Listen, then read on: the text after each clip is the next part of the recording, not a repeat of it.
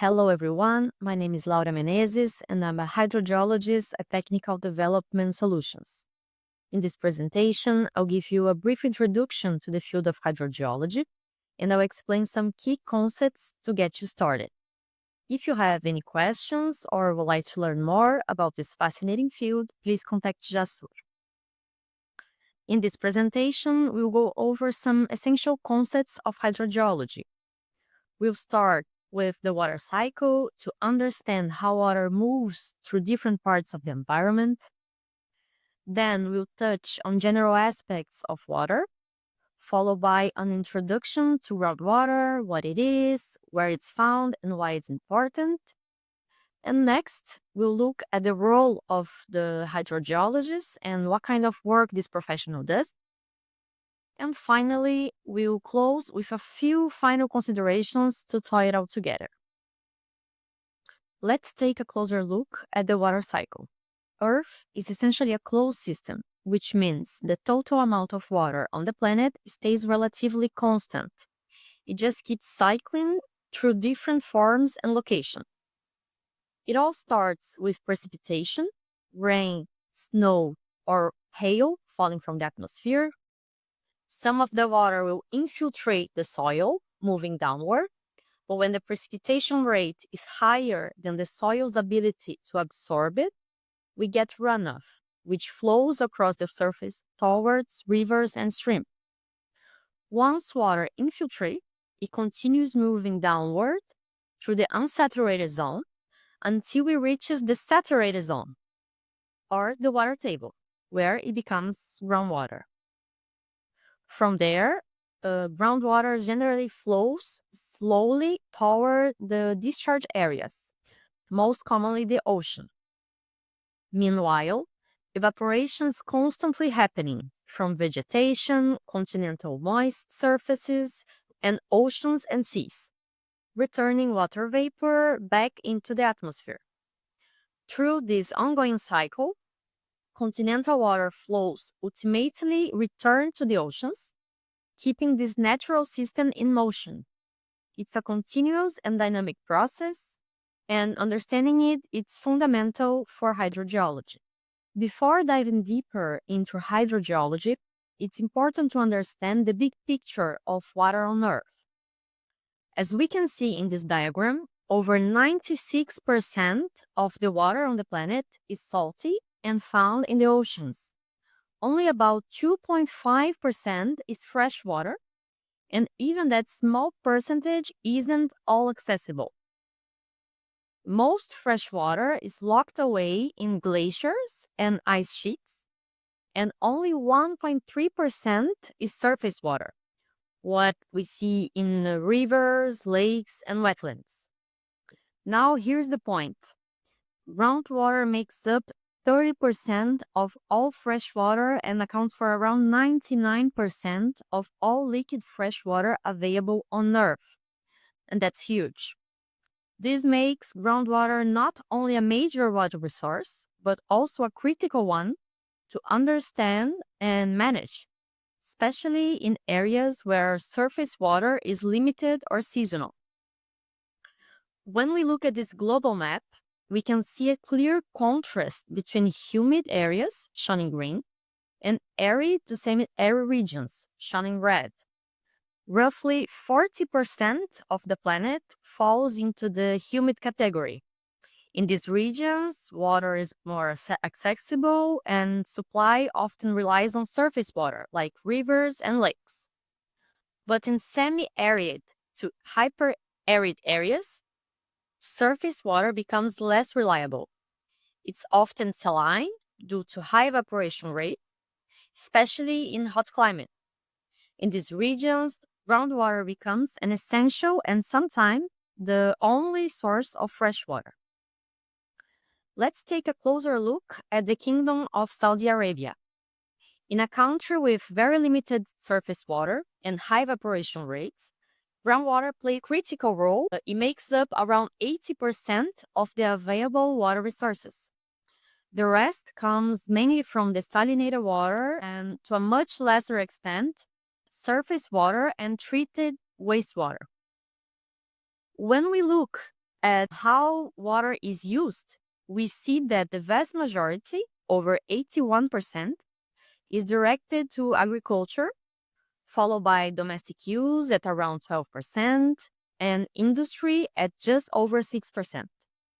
In fact, groundwater currently supplies about 90% of agricultural water needs and even 35% of urban water demands.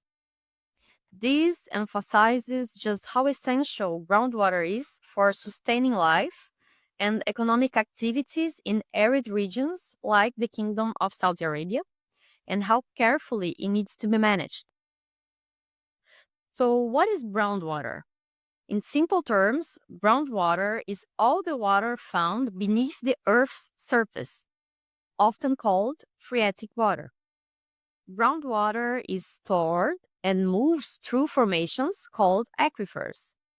An aquifer is a permeable geological unit that can store and transmit significant quantities of groundwater. There are three main types of aquifers based on the type of porosity and geology.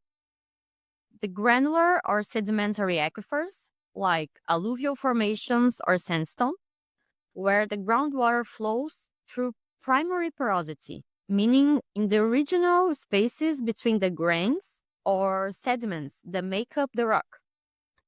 Then we have the fracture or fissural aquifers, commonly found in igneous or metamorphic rocks.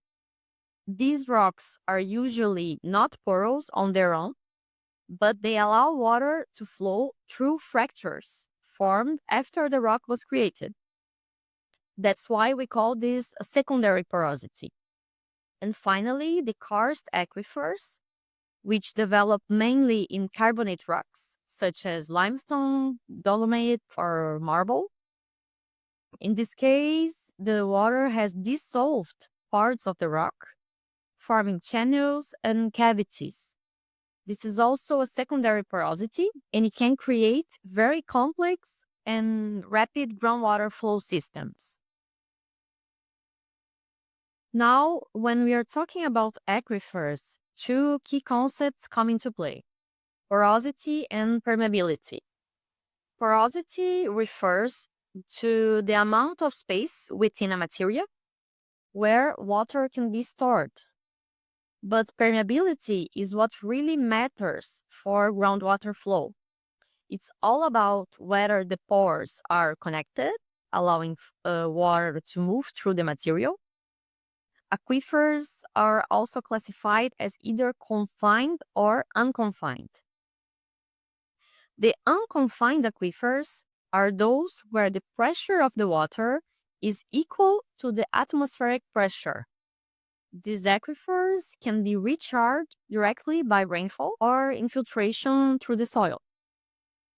The confined aquifers, on the other hand, are located below one or more impermeable layers. Since their recharge is very limited, they're often called non-renewable sources of water. The groundwater can sometimes rise to the surface naturally, forming what we call springs. Springs are formed when the surface of the ground intersects the water table, being a source of fresh water either for human consumption or for sustaining ecosystems. Before we close, let's talk about the role of the hydrogeologist. A hydrogeologist is a geoscientist who studies the distribution, movement, and quality of groundwater. We analyze how water interacts with soil, rocks, and human activities, playing a crucial role in managing water resources, assessing contamination risks, and ensuring sustainable groundwater use. Hydrogeologists work in various fields, including environmental protection, water supply management, mining, and land development, using scientific methods, field investigations, and computer modeling to understand and protect groundwater systems. To wrap up, here are a few considerations. Groundwater is a vital buffer resource, especially in arid and semi-arid regions, where surface water is scarce or seasonal. It plays a crucial role in ensuring water availability year-round. However, despite its importance, groundwater is often vulnerable to contamination and overuse.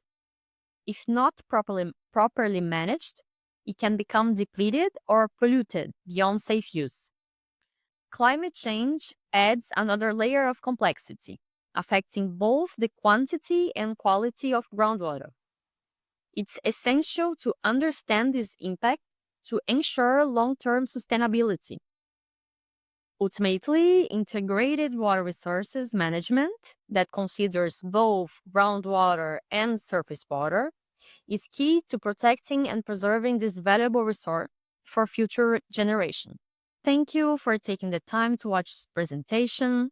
If you have any questions or comments about the topics I have covered, please contact us at hello@jassour.com.sa.